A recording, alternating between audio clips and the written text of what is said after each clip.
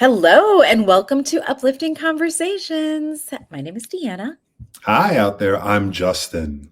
We are so excited to have you here with us again. And today we are going to be talking about talking. It's a good thing to talk about. It's meta talk. Talk about talk. Talk about talk. So today our topic is about why replacing gossip with Goss-Up drastically and dramatically increases team trust. And you might be wondering, like, what are you talking about? What is Goss-Up? But let's, before we go into that concept, just talk about this idea of gossiping. Yeah. Gossip. And we'll underline, we're talking now about the problems of gossip, Yeah. Gossip. Yes. And I think what's kind of interesting, let me nerd out for a little bit, is the history of gossip. The word comes from the roots that meant God speak, where it'd be like godparents who would just kind of show up. And then after you run out of things to talk about, your conversation maybe goes a little sideways. So that's the root word of it, as the where it comes from. But what's interesting about it is its social function. It is prevalent in all recorded human history and all documented cultures. And while it has very heavy negative connotations now for us, it also has like this overriding throughout time and across different spaces, this social glue function too, right? Yeah, I mean, it does. And I think what's interesting is that as much as we are like, oh, gossiping, it's a terrible thing, and we totally shouldn't do it. The fact is, everybody does it. And it's not like when we go into the workplace, we don't do it because we have the research, folks. And guess Uh-oh. guess Is it what? time for a shocking stat? It's time for a shocking stat. Okay. 90 Shocking stat. Justin, I don't know if you could do that in every podcast, okay? But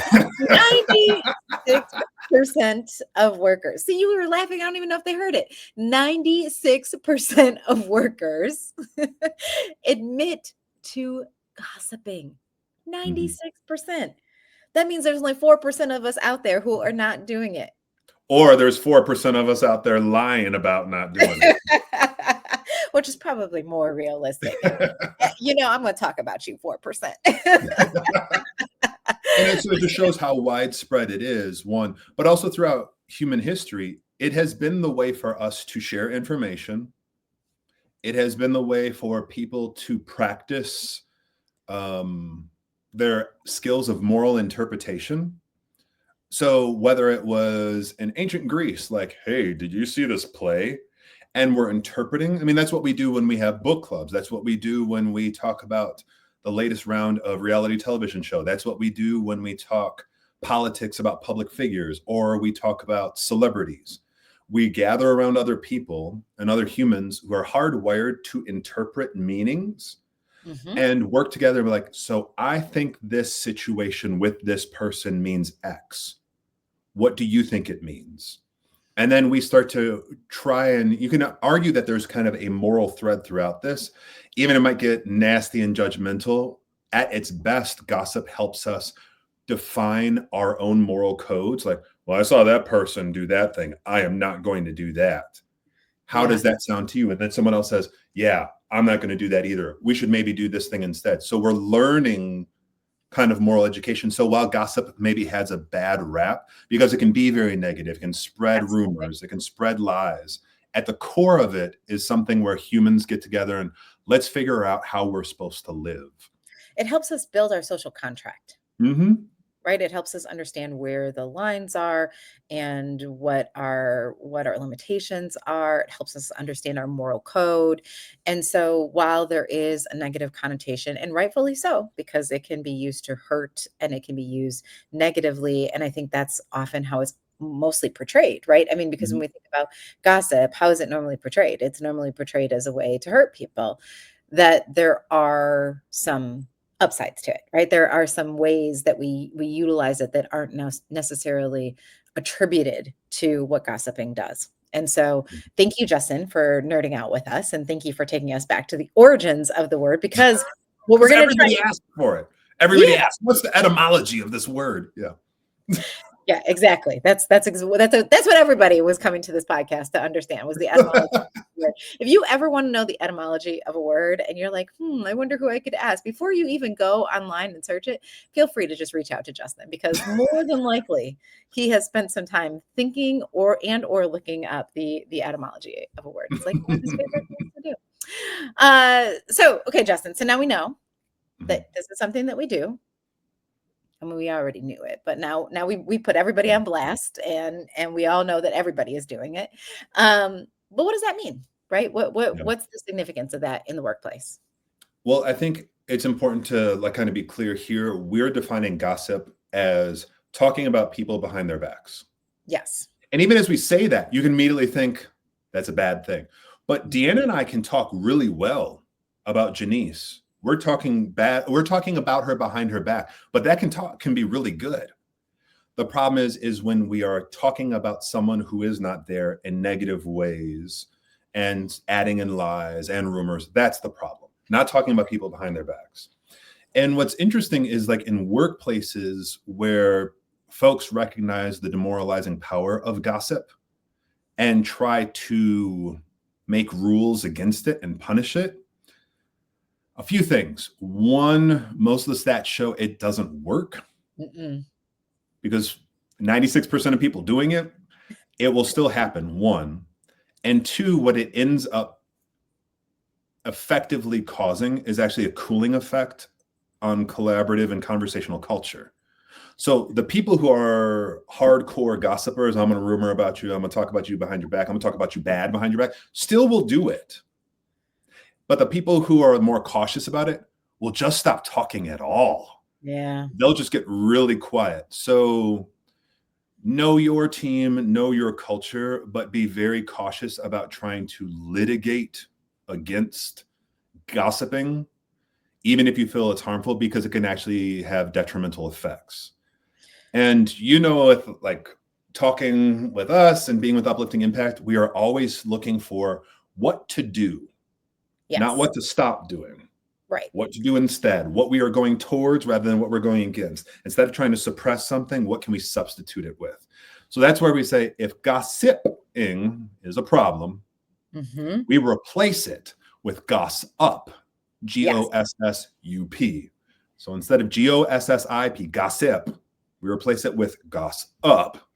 And Deanna, why don't you tell the fine folks what we mean by Goss-Up? Well, it's complimenting people behind their back instead of criticizing them. And it's just one letter, right? We just took that I out, we put a U in there. It's kind of appropriate because we're called Uplifting Impact, but Goss-Up, yeah, right, is so incredibly powerful. Because here's the thing. If I am talking about Justin, behind his back to Susie, the minute that I start talking about Justin behind his back to Susie, however I'm talking about Justin, Susie is hearing that. And guess what Susie's thinking? However Deanna's talking about Justin is probably how she's talking about me. And so it's really important because not only am I impacting the way that Justin is perceived, I'm also impacting the way that Susie believes that she's being perceived. And so there's this duality that's happening here in the way that I talk about other people. And so gossiping, I want to make sure that I keep saying up and you hear me say up and not up. Okay. So gossiping with the U is just really important because it's this idea of being able to put people in this really positive light. I will tell you, Justin and I actually have a whole game that we play that is in this goss-upping category, and we call it Carry On. And the way that we play this game, we just give out points. We can, decide arbitrarily how many points we're going to give. But when we see somebody who's doing something so cool, we just are like, you know what? I see you with that red, shirt on, or I see you wrote this amazing article. Carry on. We give carry on points. And as a family, we do this too. Like we'll just see a stranger and like they'll be smiling or they'll be just doing whatever it is that they're doing and be like, you know what? That person deserves 10,000 carry on points. Because we're practicing this idea of gossiping, upping other people. And so Mhm. it's kind of become something that's like part of our family culture. It's become something that's part of our relationship culture, but also something that's very much a part of our team culture. This idea Yeah. of I'm going to talk about you behind your back, and I want you to know I'm talking about you behind your back, but you don't have to worry about what I'm saying because I am gossiping you. And I think it's really important in twofold. One, for our own individual morale, because if we're tired, if we're scared, if we're lonely, if we're sad, we very easily recognize all the faults and failures of other people around us. And Oh instead yeah, of playing carry on, it's easy to say, quit playing. Look at yeah, that. You mentioned the red shirt. So we can use, look at that ridiculous red shirt, as opposed to, get your mind right, Justin. Flip it. Think about how that red shirt is awesome and give them carry on points. And in our game of carry on, the more points you get is because the more unusual the behavior. And yes, what we did, it was very important that you noticed it was as a family, it was when Justin maybe being a little grumpier than he should be, more negative and pessimistic and judgmental than he should be. And all of a sudden, I had a 4-year-old around who's starting to repeat. And we said, we have got to stop this. I have got to retrain my mind to recognize the good in others and in strangers and to model that behavior. I will actively, not just I'm going to sit back and not say mean things. No, I'm not going to be neutral. I will actively, proactively, and continually be positive and look for the good in other people. And it has done great things for me because when I'm going around judging everybody and gossiping behind their backs, I assume everyone's doing the same to me. But when I gossip everyone behind their back, you know what? My brain starts to think people are also saying nice things about me. That's one thing. It's really made me a happier person, more absolutely, optimistic. But two, it earns trust. If yeah, you are having issues with coworkers not opening up to you, even if there's no problem, even if you're good, but you think it can be gooder, if you want to earn trust, like Deanna mentioned in the scenario with Susie, very few things will earn trust between you and Susie, like how you talk to Susie about someone other than Susie. If you show them, look, I actively seek out the good in other people, even when there's stuff that seems unusual, that most of us office gossipers would pounce all over. No, I actively gossip that. I actively applaud it, celebrate it, recognize the good in it. You know, the next time Susie has that great idea during the brainstorming session that she wants to just sit on because it would be easier and more comfortable and she's insecure about it, she's like, wait, but Justin always talks about how awesome Deanna is, even when she's not around. Even when she does something that's against our team norms, and I think is, I can't believe she did that. And just like, that's really cool. She did that. And she's just doing, and he's saying this, and Deanna's not even there. I will be more likely to trust and share the brilliant idea that takes the team to the next level. So it's enormous when it comes to trust earning that drives innovation and retention and productivity on your teams. and here's the other thing. Whatever you are looking for, you will find. Oh, say it. Say it again, please. Whatever you are looking for, you will find. And Mm-hmm. so if you are leading a team or you are on a team and you are looking for something to gossip about somebody, it actually gives you the opportunity to find those things that are amazing about the other person. And so I think that that's another thing that is really important to remember here is that not only does it give you like an opportunity to be a happier person and to it also gives you like the opportunity to look for and find those things and reward those things that are awesome in other people. And sometimes like you could be so close to the things that are your skill and so close to the things that you do really well that you don't even see it, and you need somebody else to be looking for it, to be able to point it out to you. What a gift that is, right? What Yeah. a gift it is if I am looking and, like, I was teasing Justin earlier about his, like, etymology. J and it is such a funny thing, right? But Justin, like, loves it, and he's so good at it, and he is like it's easy for him to remember it, to, like, look for it, to be interested in it. It is y he just told us the etymology of that word. I bet you if you asked me in 10 minutes, I couldn't tell you the historical I can't I just can't do it, right? It doesn't stick in my brain, but I know how cool that is. And so for me to be able to say like, "Justin, that's actually really awesome." And I love that you're able to do that. So let me say it right now, Justin, that's really awesome. And I Oh, love that thanks. you're able to do that. Well, Because for now, oh, go ahead. Yeah, and obviously, I'm gossiping. I'm telling you, I'm not gossiping because I'm not telling this is, but I actually am. I'm gossiping because you're here, but I'm also telling everybody who's listening to this Yeah, I podcast, right? could plug my ears and you. Plug your ears, and then it's gossip. Yeah, then it's gossiping. But here's the point. I guess what I'm saying is that for Justin, that's just normal course of business, right? That's not something that he has to go out of his way to do because it's just part of how he operates in the world. But when I get to say it, when I get to see it, when I get to tell other people, and other people come back and say it to him, Yep. then all of a sudden he's going to see it in a new light. Like, So wait the a minute. problem isn't talking about people behind their back. You should talk about people behind their back more, but you should Yes. be talking in uplifting ways about them all the time.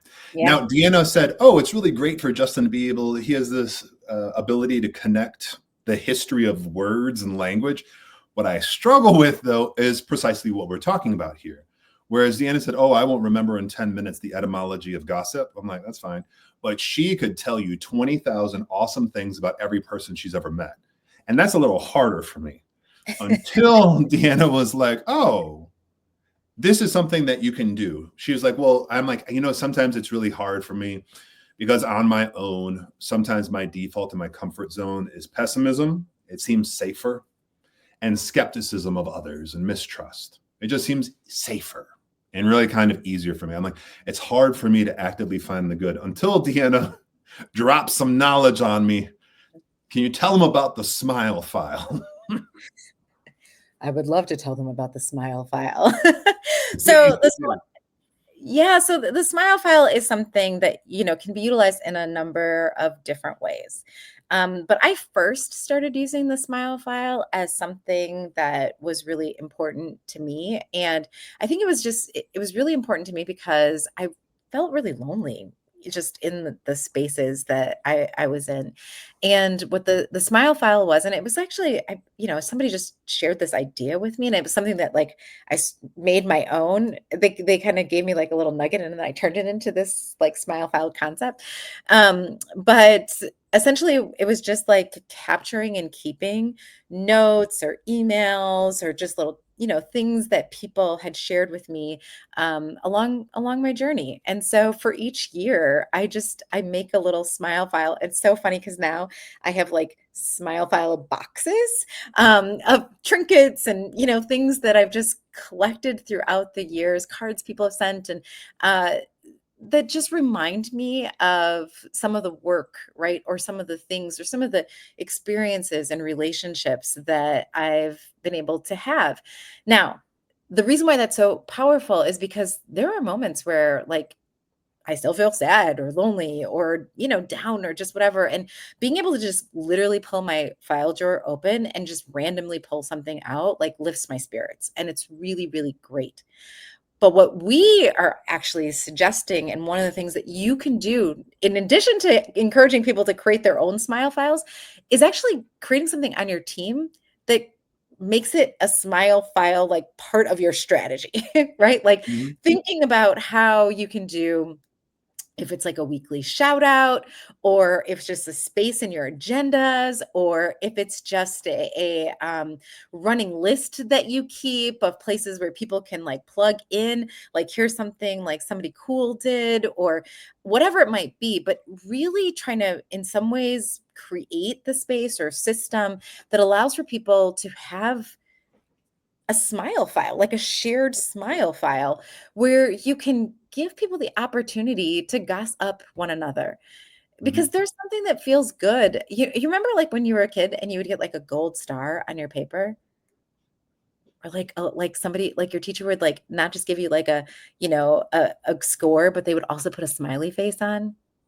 Mhm. There's something that feels good about somebody acknowledging your work and acknowledging your effort and acknowledging that you're there and you're present and you're doing something that you care about and you're doing something well. And so that smile file technique, whether it's like on the individual level, which is again something that I do and love and brings me a great deal of joy with my little file folder that I keep every year, or doing it as a team and really having that space and place to do it is something that's really easy and awesome and doesn't cost any money to do, and can be something that really changes the culture of a team. Yeah. And in addition to like those higher level, like public shout outs, and it applies to upping people behind their back, is always have a running list in your mind about something good to say about someone. Yeah. These folks spend a lot of time with you. So They're much time. entrusting you with more time than they spend with anybody else in their life, more time than they spend with their family. We can find something good to say about all of them. There is good in all of us. No matter how small it is, then be more creative. If it's you just can't stand that person, then work harder. But there Yeah. is something that if they are still on your team, if they have been hired to join it and they are still kept on, there is something good. There is a reason there to be found, and keeping that list in my mind. So every time I walk into the break room and I'm at the coffee machine and Deanna's there, I already have thought about something about Janice. I said, hey, did you see how awesome Janice did during that presentation last week? Or Anitra, did you see how fast Anitra was able to turn around with that client? I always have a smile file for everybody in my team, something good to say on the tip of my tongue. And you know what? It changes your worldview. Take it from a default grumpy guy who's working really hard. And what's fascinating is, like Deanna said, when you look for the good in people, you will find it. Yeah. And if you have this smile file, something kind to say about people, a compliment to give to people, even behind their back, it becomes easier and you actually recognize more and you become happier and your team trusts you more. Justin, I have breaking news, not breaking Uh-oh. news. I have a breaking idea. I have an idea. I don't know. I have something I want to share. All Okay. right. So because I was talking about the teachers and then I got this, like, I remembered this thing. So there was a teacher that I watched, and this was like an early education teacher, which, by the way, I'm like a huge fan of all educators. I just hands down, I walk into classrooms and I'm always blown away by like how they facilitate and what they do and all the things. And I feel like I walk into so many classrooms and I walk out and I just learn so much. But one of the things that I've seen a number of early education teachers do in particular is they'll have like a jar, right? And inside the jar, it can be like popsicle sticks or, something else where they have all of the children's names like listed. And what they will do is they will pull out a stick, right? And they'll go through the whole jar. And what they do when they pull out the stick is when they pull it out, it'll be for asking questions, or it'll be for who gets to be the line leader, or it'll be for whatever, the class considers to be a privilege or whatever the teacher may be focusing on. But why the teacher does it is to make sure that they have systematized going to everybody and making sure that they have in top of mind, because it's always right next to their projector or their computer or the place that they are standing most often, so that they are constantly rotating through it and that they don't forget. Because I love the idea of having it always in your mind, like that you're always practicing that. But I also think you have to have a system that you are saying, you know what, every day I'm going to have I'm going to give 3 compliments. Like, I'm going to, or not 3 compliments. I'm going to goss up 3 people, but I'm not going to just do the same 3 people, right? I'm going to make sure that I'm rotating. So whether it's an Excel document, because that's where I would go, I put it on an Excel document, or whether it's popsicle sticks, because you're more creative, or whatever it is, like doing something that allows for you to build a system. Remember, Justin, what we did is we actually had rubber bands. When we first started the game, when we first started our carry-on game, we had rubber bands on our wrists, and we would just take the rubber band, and as soon as we did a carry-on, we would put it to the other move the rubber band to the other wrist.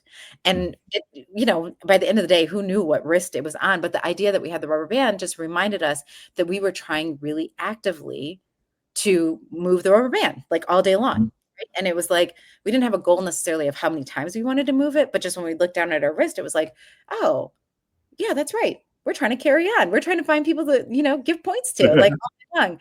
And we did it for a while, and it was fun, and the kids knew why we were doing it, and the kids had their little rubber bands too, and it just became like, again, part of what we were doing. And so challenging yourself, especially as you're thinking about this and you're trying to make it one of your goals, to give yourself like something tangible, is a cool way to gamify it. Yep. And Goss-upping, talking about people behind their back in a positive way, is just one of 7 empathy tactics we talk about in the Bridging Leader. So, one tactic among 7 empathy tactics, and empathy is only one competency for bridging among 8. Oh my goodness, all kinds of great stuff that you can learn about to increase engagement, understanding, morale, happiness, productivity, and retention on your teams. And all this information, like all the things that we're talking about, have been things that we have learned throughout all our years of working with all kinds of different organizations. And it's been really great learning from them, learning with them, and learning with you all here. And we want to keep that thing going.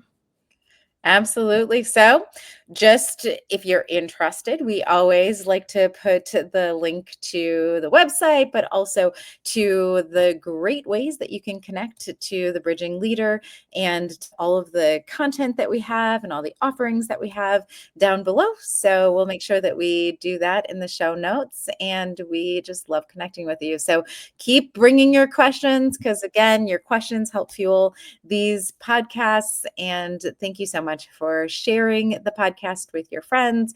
And thank you so much again for just your ongoing support. We adore all of you, and we can't wait to see and be with you in our next edition. Have a beautiful week.